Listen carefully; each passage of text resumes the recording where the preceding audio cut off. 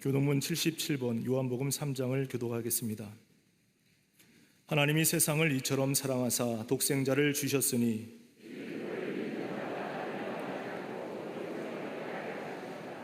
하나님이 그 아들을 세상에 보내신 것은 그로 말미암아 세상이 구원을 받게 하려 하심이라. 믿지 아니하는 자는 하나님의 독생자의 이름을 믿지 아니하므로 그 정죄는 이것이니 곧 빛이 세상에 왔으되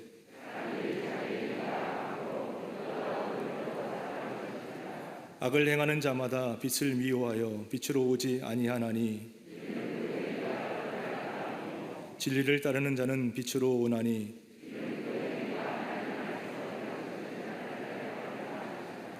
아멘.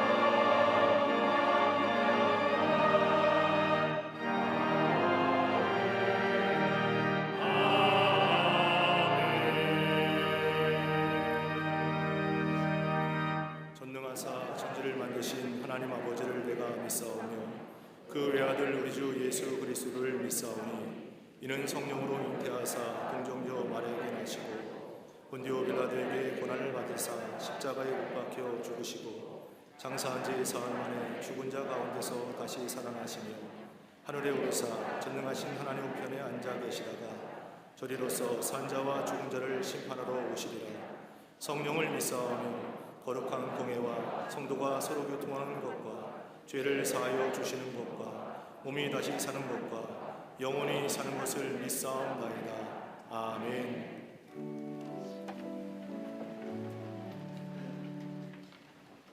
지난 한 주간도 은혜 가운데 지켜주셨다가 3월 첫째 주일 영과 진리로 예배드리게 하심에 감사를 드립니다. 이 시간 예배의 산재물 되어 주님 앞에 드려질 때 감당할 수 없는 은혜로 온 교회를 충만하게 하여 주시옵소서. 지난 주간의 삶을 돌아볼 때 주님만 의지하고 의뢰하기보다 아무 도움이 되지 않는 것을 믿고 의지한 저희의 연약함을 용서하여 주시옵소서. 예배드리는 이 시간 보혈의 은총을 덧입혀 주시사 주님을 떠나서는 아무것도 할 수 없다는 절실한 고백으로 눈뜨게 하사 일상의 삶에서 하나님만을 신뢰하는 담대한 믿음으로 거듭나게 하여 주시옵소서. 세상을 주관하시는 하나님 아버지, 역사적으로 어려울 때마다 성도들의 눈물의 기도를 통해 보호하셨던 하나님께서 코로나19의 역경 앞에 강력한 치유와 회복의 은혜를 부어주시사 코로나로 닫혀있던 축복의 말문이 터지는 충만의 복이 임하게 하옵소서. 모든 권위가 무너진 포스트 모더니즘 시대에 성경의 절대적인 권위로 대한민국을 다시 세워 주시옵소서. 위정자들에게 하나님을 지극히 경외하는 영적 분별력을 부어주사 국난 극복에 강력한 은혜가 베풀어지게 하옵소서. 한국 교회들마다 나라를 위해 사상 결단하며 기도드리게 하사 하나님의 공의와 정의가 살아있는 새로운 나라로 역사를 재편하여 주시옵소서. 축복의 고랑으로 광림의 제단을 세우신 하나님 아버지, 올 한해 비범한 신앙으로 풍요로운 삶을 창조하는 교회로 인도하여 주시니 감사를 드립니다.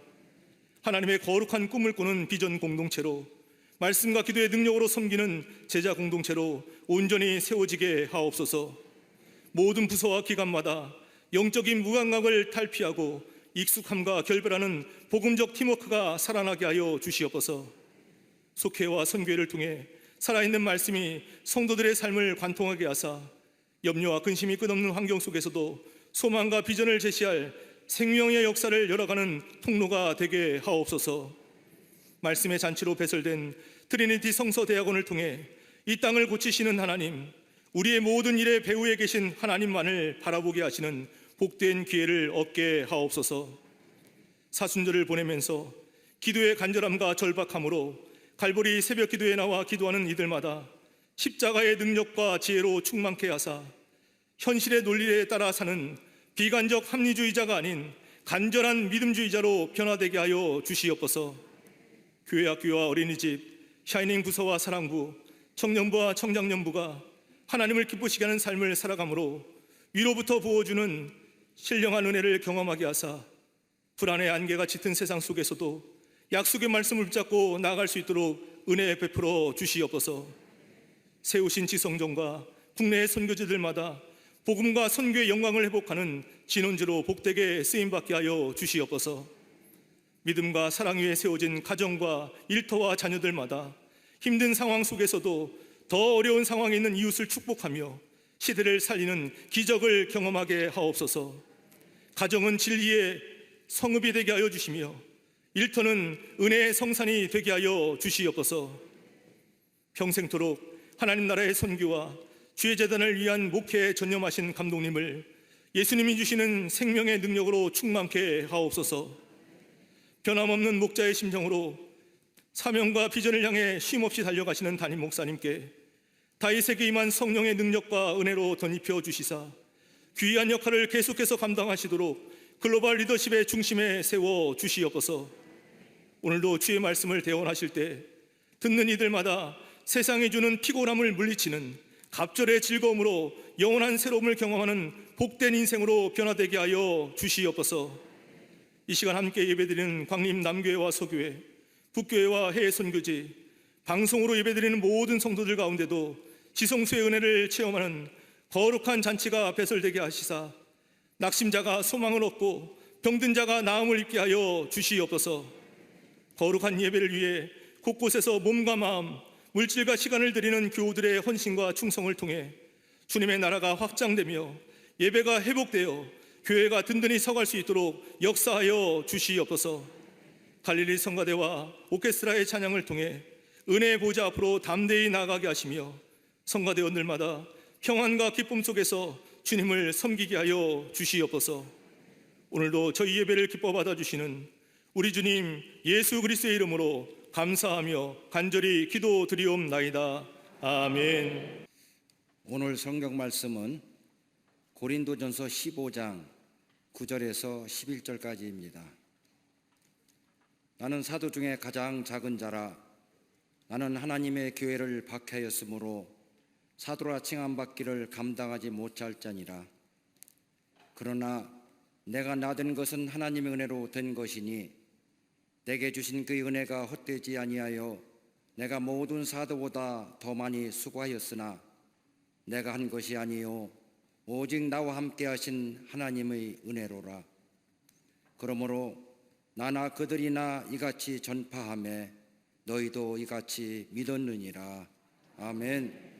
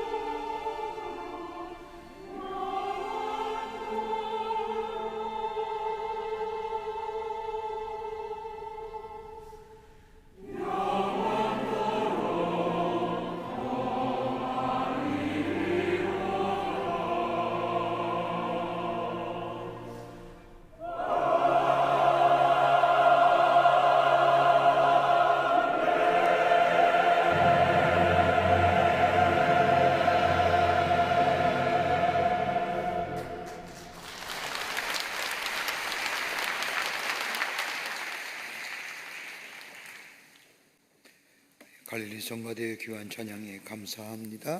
고맙습니다.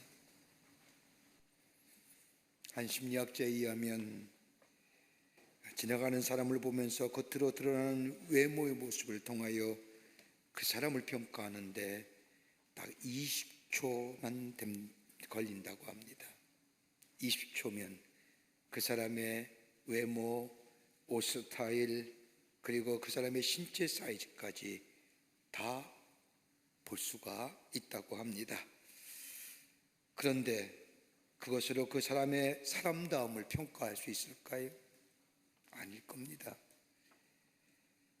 그 사람이 어떤 일을 하느냐, 어떤 지위에 있느냐, 얼마나 배웠느냐가 아니라 그 사람의 참됨됨이는 다름이 아니라 그가 얼마나 은혜를 알면서 은혜 안에 살고 있느냐, 그것이 바로 그 사람의 됨됨이를 알 수 있는 기준일 겁니다. 은혜를 은혜로 아는 사람에게는 감사와 기쁨이 있고 삶의 감격이 넘칩니다. 그러기에 은혜를 은혜로 알고 사는 사람이 사람다운 삶이라 할 것입니다. 성경은 은혜를 거저 주시는 것, 카리스로 말합니다. 그러므로 은혜를 안다는 것은 거저 받은 것을 안다는 뜻입니다. 받을 만한 자격이 없는데도 거저 받았다는 것을 아는 사람이 바로 사람됨의 기본 조건입니다.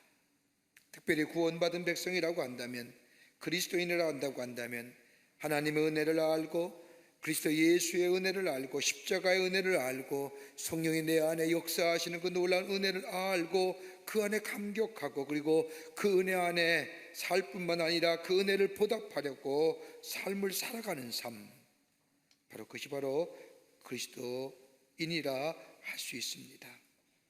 그러기에 은혜를 받지 못하는 사람은 구원받지 못한 사람이요 구원받지 못한 심령이라 할 것입니다.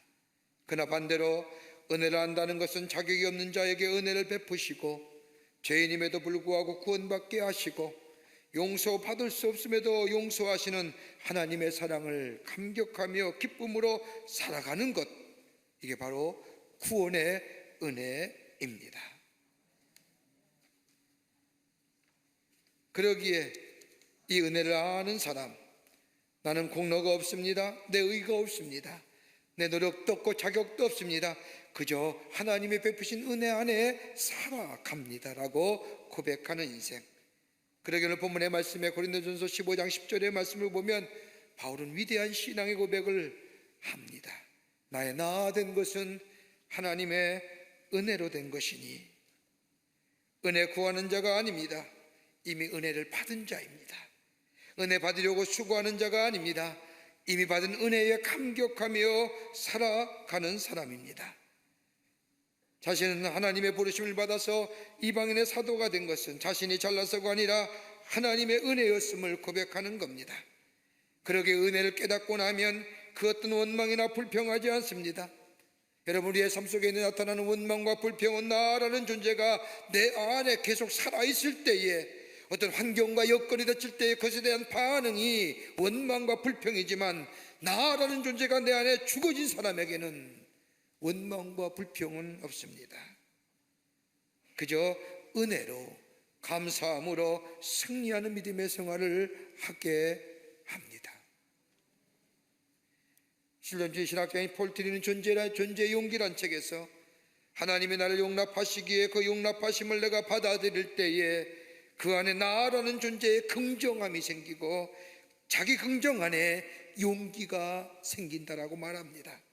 그러면서 내 안에 있는 용기는 내 지혜나 내 경험이나 내 능력이나 내 도덕적인 의에서가 아니라 죄인임에도 불구하고 하나님이 주시는 은혜, 하나님의 용납하심을 비로소 받아들일 때에 내 존재의 긍정함을 누리고 이 긍정함 속에 용기가 생긴다고 말합니다. 좀 설명해서 얘기한다면, 하나님의 은혜가 내 안에 있으면 내가 누구인지를, 하나님의 은혜가 내 안에 있으면 내가 어떤 존재인지를, 내 존재에 대한 긍정이 이루어지고 내 존재의 긍정이 이루어지면 그 삶에 자기 확신 속에서 용기 있는 인생으로 살아가게 한다는 겁니다. 그러기에 은혜는 뭘까요? 능력이에요. 은혜 있는 자에게는 능력 있는 삶을 살아갑니다. 감상적인 기분이나 어떤 진리에 대한 깨달음이 아닌, 감정의 기쁨이 아닌, 단순히 용기가 아닌 능력 있는 삶으로, 이것이 있을 때 내 안에 기쁨이 있는 겁니다. 근데 여러분, 이 은혜는 나보다 먼저 있었던 겁니다. 내가 있기 전에 은혜가 있었고, 내가 아직 은혜를 모를 때 이미 은혜는 내게 베푸셨습니다. 내가 지금 생각한 은혜란 내가 지금 깨달아진 은혜이지, 깨닫고 있을 뿐이지, 깨달으면 지금이지 은혜는 이미 오래전부터 있었다는 말입니다. 그러기에 바울은 내가 아니요 오직 하나님의 은혜라 고백하는 이야기가 바로 이 뜻입니다. 바울이 고백한, 나의 나아된 것은 하나님의 은혜라고 고백했던 그 바울의 은혜의 고백이 어떤 내용이기에 우리 지금 사순절 보냅니다. 예수님의 고난과 십자가와 죽으심을 깊게 묵상하며 예수님 앞에 한 발짝 더 나아가는 이 지점, 하나님의 은혜가 얼마나 귀한지 새롭게 깨닫게 됩니다. 그런데 바울이 고백했던 나의 나아됨은 하나님의 은혜라고 하는 이 고백이, 그 은혜가 어떤 고백이고 어떤 은혜이기에 이렇게 고백했을까요? 오늘 본문의 말씀을 통해서 함께 말씀을 나누며 은혜 받기를 원합니다. 첫째는 하나님의 오래 참으심이 은혜라는 겁니다. 하나님이 오래 참으셨다는 겁니다. 바울의 또 다른 은혜에 대한 정의는 하나님의 오래 참으심, 인내하심이라고 말합니다. 우리 읽지 않았지만 고린도전서 15장 3절부터 8절에 있는 말씀을 보면 성경대로 그리스도께서 우리의 죄를 위하여 죽으시고 장사 지낸 바 사흘 만에 다시 살아나사 게바에게 보이시고 12제자에게와 그 후에 500형제들에게, 그 후에 야고보에게, 그 후에 모든 사도에게, 그리고 맨 나중에 만삭되지 못하여 난 짠자 같은 내게도 보이셨느니라. 하나님의 은혜가, 예수 그리스도의 십자가의 죽으심과 부활의 이 놀라운 은혜가 베드로부터 12제자, 500형제들, 야고보, 12사도, 그리고 맨 나중에 만삭되지 못한 나에게도 이 놀라운 이 복음이, 이 예수 그리스도의 부활하신 놀라운 역사가 내게 임하셔서 나를 이방인의 복음 전하는 하나님의 사람으로 삼으셨다는 겁니다. 내가 예수를 핍박할 때에도, 내가 하나님의 교회를 핍박할 때에도, 내가 교만하여 방종할 때에도, 더 나아가 스데반을 죽일 때에도, 저 예수 믿는 사람들이 저 담에석에 있다는 소리를 듣고 내가 저들 잡으러 내려갈 때에도 우리 하나님은 나를 향하여 참으셨다가 나를 불러주셨다는 그 참으심의 은혜. 여러분, 만약 우리는 하나님이 참지 아니하시고 죄의 현장에서 즉결적으로 심판하신다고 한다면 오늘 이 자리에 남아있을 분이 계실까요? 여러분이 식당에 들어가서 식사한 후에 여러분에게 신용카드로 계산하는 것처럼 즉시 내가 죄진 것에 대해서 하나님이 결산하신다고 한다면 여기 앉아서 마음껏 찬송 부르며 하나님을 향하여 예배할 수 있는 사람이 있을까요? 아마 없을 겁니다. 하나님의 오래 참으심이 나로 하여금 여기 있게 하신 겁니다. 우리가 잘 부르는 나 같은 죄인 살리신 주 은혜라고, 은혜 놀라워라, 어메이징 그레이스를 지은 존 뉴턴이라고 하는 사람은 원래 노예 무역상이었습니다. 아프리카 가서 아프리카 사람들을 잡아다가 백인 사회에 팔아먹는 못된 일을 하던 사람, 그러던 그가 그리스도를 통하여 하나님의 자녀가 되었을 때 그 감격을 노래한 것이 나 같은 죄인 살리신 주 은혜 놀라와 라는 찬송입니다. 그 안에 가사를 보면 나 같은 죄인 살리신 주 은혜 놀라와 잃었던 생명 찾았고 광명을 얻었네, 큰 죄악에서 건지신 주 은혜 고마워, 나 처음 믿는 그 시간 귀하고 귀하다. 여러분, 이 가사 속에 담겨진 뜻은 뭘까요? 하나님의 은혜, 그보다 더 깊은 것은 나를 향하여 오래 참으신 그 하나님, 너무나 오래 참으신, 기다려주신 그 하나님의 크신 은혜를 생각하며 지은 이 평생 이 복음성가, 그는 이 찬송을 부르고 이 복음성을 전했다가 그가 죽을 때에 그의 묘비에 나 같은 죄인 살리신 주 은혜 놀라우라고 하는 그 평생 전하여 증거했던 복음을 그 묘비에 쓰고 죽었다고 합니다. 내가 죄인 되었을 때에도, 내가 하나님과 원수 되었을 때에도, 내가 하나님을 모르고 살 때에도 하나님의 은혜는 이미 계셨습니다. 요한에서는 이 은혜를 가리켜 선제적 은총이라고 얘기합니다. 그리고 오래 참고 기다렸습니다. 그뿐 아니라 나를 부르셔서 하나님의 사람으로 세우시고 충성되어 이어 직분을 맡기시고 은혜를 끊임없이 고백하며 찬송할 뿐만 아니라 감사하는 것. 여러분, 나를 능하게 하시고 나를 새롭게 하신 은혜 결코 저버리지 말아야 합니다. 이 은혜 안에 거하며 이 안에 살아갈 때에 그 은혜가 풍성한 은혜로 우리 가운데 임하며 그 은혜를 생각할 때마다 내 삶 속에 감사와 감격과 기쁨이 넘치는 다른 세상 사람들과의 구별된 삶으로 살아가는 놀라운 역사가 우리 가운데 있게 됩니다. 어느 장로님 한 분이 사업에 실패를 했습니다. 그분의 친구 되시는 연세가 좀 있으신 장로님이 그분에게 사업 자금을 대어주십니다. 그런데 또 실패합니다. 또 대어줍니다. 그렇게 3번, 4번 거듭되어 주신 것을 보고 옆에 있는 분이 말합니다. 장로님, 그 장로님은 사업수완이 없으셔서 번번이 실패하신 것 같은데 어찌하시려고 자꾸 대어주십니까? 라고 묻자, 걱정하며 묻자 이 연세가 많으신 장로님이 이야기합니다.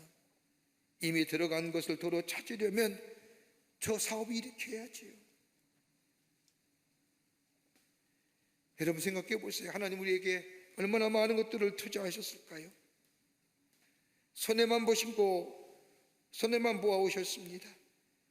이미 투자하는 것을 도로 찾으시기 위해서 베푸시는 은혜가 헛되지 아니하시기 위해서 오늘 부득불 우리를 향하여 계속해서 참으시고 투자하고 계신다고는 생각하지 않으신지요? 우리에게 베푸신 하나님의 은혜, 그 가운데 오래 참으시고 인내하신 이 은혜, 이것을 끝 알고 깨닫고 여기에 감격하는 인생산. 바울이 고백한 것처럼 아하, 나의 나아된 것은 하나님의 은혜라고 고백하는 그 속에 하나님이 주시는 풍성한 은혜가 우리 가운데 임하는 놀라운 축복이 있게 될 줄 믿습니다. 두 번째는요, 말씀을 주신 것이 은혜라는 겁니다. 말씀이 내게 들려왔다는 자체가 은혜라는 겁니다. 고린도서 15장 3절의 말씀을 보면 바울이 자신이 받은 하나님의 말씀에 대하여 설명합니다. 예수께서 말씀하신 대로 우리의 죄를 대신하여 십자가에 죽으시고 사흘 만에 부활하실 뿐만 아니라 부활하신 주님이 베드로에게 보이시고 12제자에게 보실 뿐만 아니라 500의 형제에게 일시에 보이셨는데 그 가운데 아직 살아 부활하신 주님을 증거하는 사람이 있는 반면에 죽은 사람도 있다고 말하면서 그 부활의 주님께서 야고보에게 보이셨으며 마지막에는 자신에게까지 보이셨다는 겁니다. 이걸 가리켜서 바울은 뭐예요? 예수 부활하신 주님이 자신에게 보이셨던 이것을 가리켜 계시적 사건이다.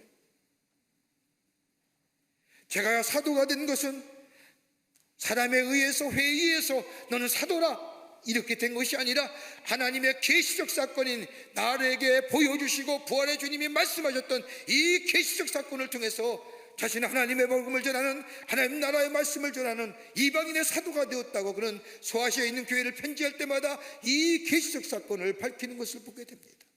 말씀이 내 안에 왔다는 거예요. 말씀을 깨닫고 말씀을 받고 그 말씀을 전하는 사람 되었다는 겁니다. 여러분, 우리가 말씀을 깨닫는 것, 말씀을 통하여 은혜를 받는 것, 강단에서 선포되어진 하나님의 말씀을 들으면서 마음에 깊은 감동이 들려오는 것, 그리고 새롭게 결단하는 것, 이 은혜에 있는 겁니다. 여러분, 은혜를 아는 사람은, 은혜 받은 사람의 심령은 솜톤처럼 부드럽습니다. 그러기에 하나님의 말씀을 들으면 깊은 감동이 다가오며 그리고 새롭게 결단한 자가 됩니다. 그러나 은혜를 알지 못하는 사람은 하나님의 말씀이 들려온다 할지라도 그새 아무런 감동이 없습니다.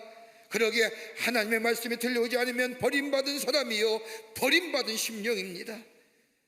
오늘도 우리 하나님께서는 말씀을 통하여 우리에게 말씀하실 뿐만 아니라 우리에게 계시형을 주셔서 우리로 하여금 그 말씀을 깨닫게 해 주십니다. 그런데 말씀이 무엇일까요? 요한복음 1장 14절의 말씀을 보면 말씀이 육신이 되어 우리 가운데 거하심에 우리가 그의 영광을 보니 아버지 독생자의 영광이요 은혜와 진리가 충만하더라고 말씀합니다. 말씀이 뭐가 됐다고요? 육신이 되셨다. 예수님이, 말씀해 주신 예수님이 우리 가운데 오시기 위해서 육신이 되어 이 땅에 오셨다는 것, 이 성육신의 사건, 인카네이션 했다는 것. 성육신하여 우리 가운데 임마누엘로 오셨다는 겁니다. 예수가 우리 안에 계시는, 말씀이 우리 안에 계시는 것, 그래서 하나님이 아니라 우리의 진리가 되시고 생명이 되시고 길이 되어 주신다는 겁니다. 우리의 삶의 기준점이 되어 주시고 우리의 삶의 원칙이 되어 주시고 내가 가야 할 방향을 가게 하여 주시며 내가 해야 할 일을 하게 하시는 것, 이게 뭐예요? 말씀이라는 겁니다. 그 말씀이 육신이 되어 우리 안에 임마누엘 주님으로 계신다는 겁니다. 이것을 가리켜서 오늘 요한복음 1장 14절은 아버지 독생자의 영광이라고 합니다. 영광을 얘기합니다. 여러분, 영광에는 두 가지 단어가 있습니다. 헬라어에는 하나는 뭐냐? 카봇이라는 단어입니다. 이 단어는 무게나 체격을 나타낼 때 쓰는 단어입니다. 사람들이 자신이 가지고 있는 영향력을 나타낼 때에 이 카봇이라는 단어를 씁니다. 성서적으로는 성령께서 우리에게 임재하실 때에 그 거룩함의 무게가 느껴질 때에 카봇이라고 해요. 또 하나 영광의 단어가 있는데 독사합니다. 하나님께 영광을 드리는 찬송을 가리켜서 영광송 닥스알루지라고, 하나님의 존엄성을 찬양할 때 쓰여지는 단어가 독사입니다. 사람들에 의해서 영광과 찬양을 받으시기에 합당하신 우리 하나님, 그러기에 카봇과 이 독사라는 단어를 합치면 하나님께서 자신을 드러내기 위하여 선택한 방법이 많은 사람들로 하여금 찬송하며 찬양받기에 합당한 일이라는 것, 말씀의 육신이 되어 우리 가운데 오신 것, 예수님이 우리 안에 계시어 임마누엘 주님으로 계시고 우리의 생명이 되시고 길이 되시고 진리가 되시고 구원이 되시는 그 예수님이 이 땅에 오신 사건이 모든 사람에게 찬송과 영광 보기에 합당하신 일이라는 겁니다. 그 주님 우리 안에 계실 때에 그 주님이 우리의 길이 되어주시고 우리의 원칙이 되어주시고 우리의 삶의 기준점이 되어주시고, 그뿐 아니라 변하지 않는 진리가 되시고, 그렇게 은혜와 진리가 되신다는 것은 우리의 구원을 주시고 우리가 변하지 않는 진리가 되어주시고 우리의 생명이 되어주십니다. 그 말씀이 내 안에 거하게 되면 요한 3서 1장 2절의 말씀처럼 사랑하는 자여 내 영혼이 잘된 것 같이 내가 범사에 잘되고 강건하기를 내가 간구하라고 하는 말씀처럼 나로 하여금 그 말씀 안에 예수가 내 안에 걸 때에 내 삶 속에 전인적인 축복의 삶으로 살아가게 하신다는 겁니다. 이 말씀이 내게 있다는 거예요. 내가 들려온 게 은혜예요. 말씀이 우리를 변화시키지 않습니까? 말씀이 우리의 마음속에 혁명을 일으킵니다. 말씀이 우리 안에 계시어 우리와 동행하시며 그 말씀 들을 때에, 그 말씀 들려올 때에 그것이 바로 은혜라는 겁니다. 19세기에 영국이 요대양을 누비면서 많은 물자들을 나누면서 산업혁명을 선도했지요. 그때 많은 배들이 대서양과 태평양에서 침몰을 당했습니다. 그 이유는 다른 것이 아니라 알아보았더니 화물을 너무 과다하게 실었다는 겁니다. 이 사실을 발견한 폴림 홀이라는 사람이 영국 의회의 한 법안을 제출하게 됩니다. 그 법안의 이름이 뭐냐? 로드라입니다. 로드라이라고 하는 법안입니다. 화물을 적재할 때에 물 위에 올라오는 선을 긋고 그 이상의 짐을 싣지 못하게 하는 법안, 일명 생명선 법안입니다. 그 이상 짐을 실으면 배가 침몰한다는 겁니다. 그 생명선 라인의 이름이 로드, 우리의 주가 되시는 생명, 우리의 생명이 되어주시는 예수님, 우리의 삶의 원칙이 되어주시는 예수님, 우리의 삶의 길과 진리와 생명이 되어주시는 그 말씀이 내게 들려오는 자가 은혜가 된다는 겁니다.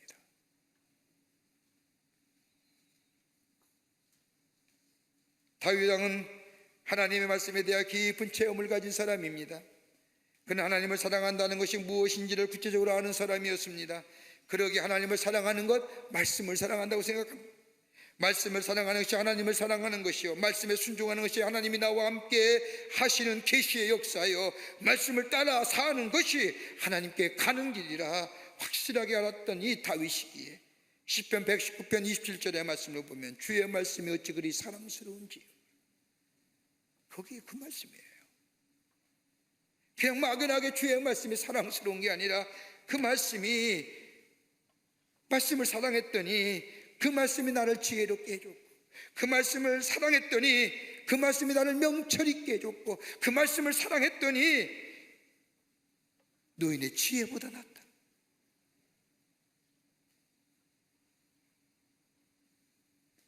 하나님의 말씀이 들려오는 것이 은혜라는 겁니다.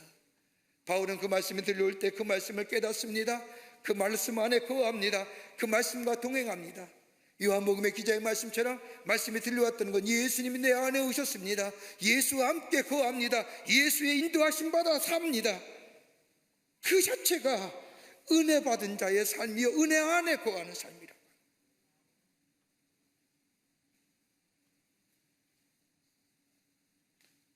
말씀이 들려올 때 나를 새롭게 해주십니다.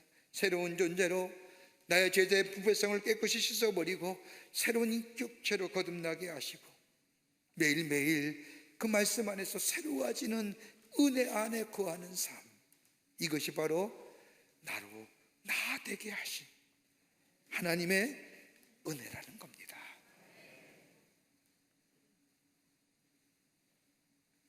이럴 때 그 삶이 풍요로워집니다. 풍성해집니다.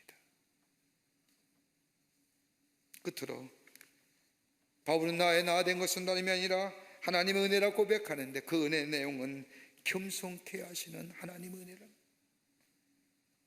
겸손케 하시는 거예요. 바울이 더욱더 중요하게 생각했던 은혜는 겸손케 하시는 은혜입니다. 여러분, 우리가 하나님으로 받은 은혜 가운데 가장 큰 은혜가 무엇일까요? 어떤 이는 기도의 응답을 통하여 받은 은혜, 큰 은혜를 생각합니다.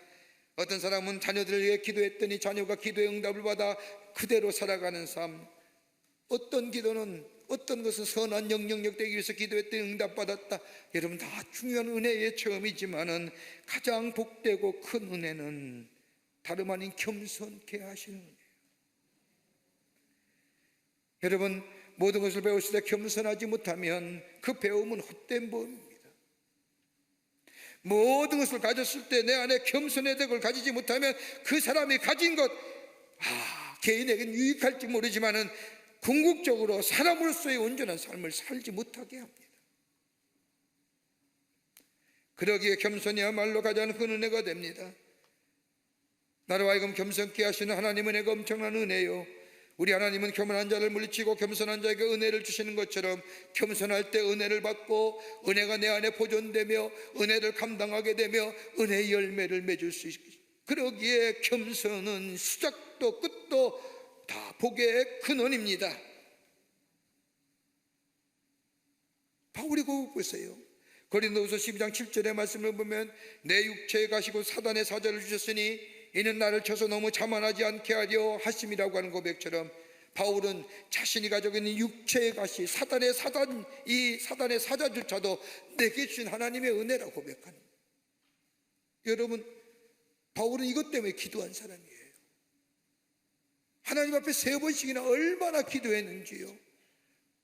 그때 하나님이 들려온 음성은 내 은혜가 내게 족하다라고 들려온 주의 음성을 듣고 고백하기를, 이것조차 하나님이 나를 쳐서 너무 자만하지 않게 하시게 주신 하나님의 은혜라 고백합니다. 바울은 알았던 거예요.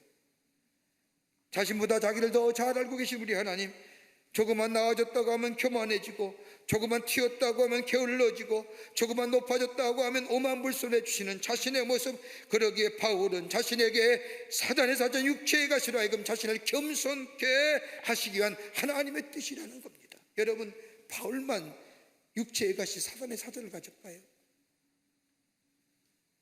우리들에게는 없나요? 다 멀쩡한 것 같지만, 다 점잖은 것 같고, 다 훌륭한 것 같지만 내 안에 남모를 이 육체의 가시 사단의 사자, 뭘 하려도 이것이 내 마음속에 무거운 짐으로 남아있는 겁니다. 바울이 이것 때문에 기도한 거예요. 이것을 하나님의 은혜 안에서 이거 육체의 사단, 이 사단의 사실을 보는 관점이 달라지는 거예요. 그것이 오히려 내게 은혜로 다가온다. 이것 때문에 내가 겸손하지. 이것 때문에 다른 사람 아픔을 내가 알지. 이것 때문에 다른 사람을 긍휼히 여기며 저를 위해 기도할 수 있는 자가 되죠.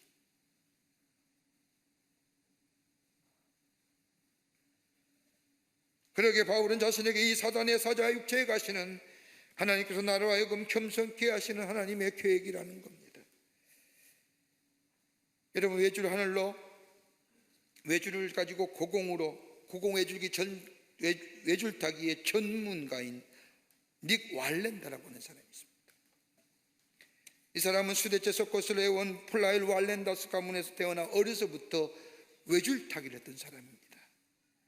외줄 하나로 나이가라 폭발을 건넜고 외줄로 그랜드 커널을 거는 최초의 인간입니다. 그가 외줄을 탈 때마다 수많은 인파가 몰려옵니다.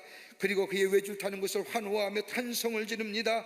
그렇게 외줄타기의 공연이 끝나고 나면 썰물 빠지듯이 수많은 인파가 쫙 빠지고 맙니다.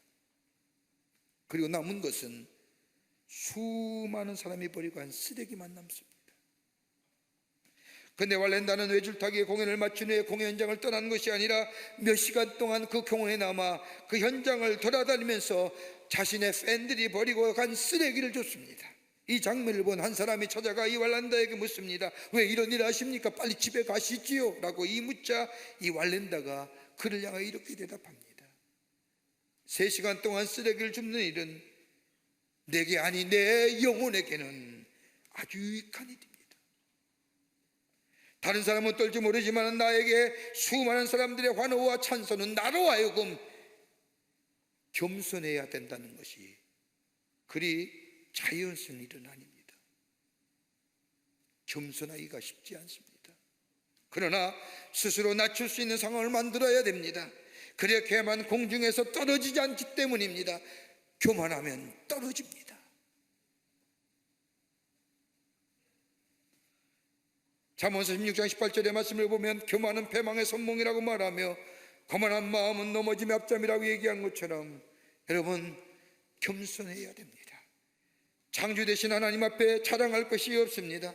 다 하나님의 창조의 무려 그 주권 앞에 겸손할 수밖에 없습니다. 때는 우리 하나님께서 우리를 겸손케 하여 하나님의 사람으로 쓰시기 위해서 우리를 낮추십니다. 육체의 가시로 때는 막대기로 쳐서 낮추십니다. 내가 겸손하고 싶어서 겸손해지는 것이 아닙니다.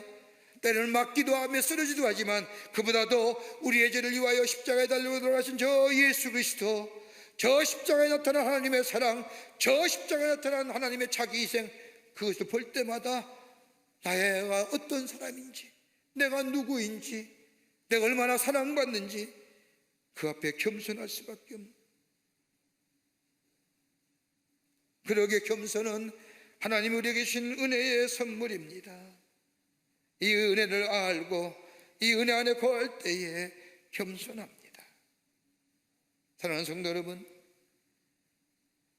우리는 여태껏 하나님 은혜로 살아왔습니다. 다 믿음으로 그렇게 아멘으로 고백하실 줄 압니다. 그렇다고 한다면 이제부터 사는 우리의 삶, 하나님께 드릴 선물이 무엇이 있을까요? 우리 자신은 아닐까요? 다른 사람과 비교하여 절망하고 낙심하는 것이 아니라 아픔과 시련도 나를 겸손케 하시는 하나님의 은혜인 줄 알고 그 은혜의 능력을 믿고 감사하며 받아들일 뿐만 아니라 오래 참으시고, 오래 참으실 뿐만 아니라 나와 늘 함께 하시며 나에게 말씀으로 말하시며, 그리고 그 은혜 안에 거하는 우리의 삶이 될 때에 우리의 삶이 더 풍요롭고 풍성하며, 그로 인하여 내 안에 풍성한 열매를 통하여 하나님을 기쁘시게 하며 다른 사람에게 기쁨을 나누어 줄 수 있는 복된 심령의 삶으로 살아가게 될 줄 믿습니다. 사순절입니다. 다시금 우리를 베푸신 하나님의 은혜를 생각하며 그 은혜 안에 거하며 그 은혜로 감사하며 내 안에 은혜의 풍성함을 누리며 다시 한번 우리 안에 주해 주신 놀라운 은혜와 축복과 기쁨을 회복하는 은혜가 여러분과 저 가운데 있어지기를 주의 이름으로 축원합니다. 하나님 감사합니다. 저희들 사랑하시고 하나님의 자녀 삼으심에 감사합니다. 그 은혜가 얼마나 크고 얼마나 감사한지 잊어버리고 살 때가 참 많았습니다. 우리를 향해 오래 참으신 그 하나님, 내게 말씀으로 늘 깨우쳐주신 그 하나님, 그리고 나를 겸손케 하시는 그 하나님, 그 하나님의 은혜를 고백해야 하고, 그리고 바울처럼 나의 나아된 것은 하나님의 은혜라 고백하는 자들 되게 해서 더 풍성한 하나님의 은혜 안에서 주의 주신 축복을 누리며 사는 복된 심령들 되게 도와 주시옵소서. 성령이 도우실 줄 믿으며 예수님의 이름으로 기도하옵나이다. 아멘.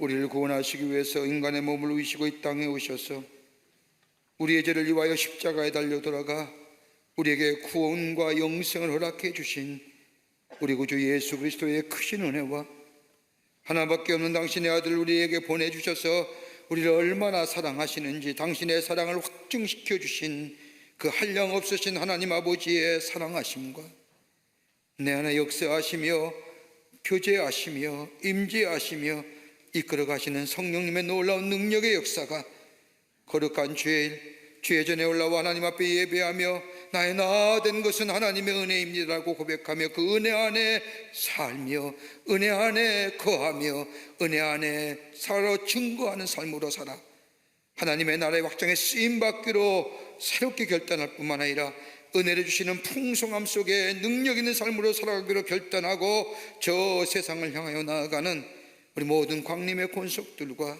영상을 통하여 예배에 참여한 우리 광림교회 교우들과 기독교 TV를 통하여 하나님께 예배에 참석한 당신의 모든 거룩한 백성들 위해 주께서 지금으로부터 영원토록 함께 하시기를 간절히 축원하옵나이다.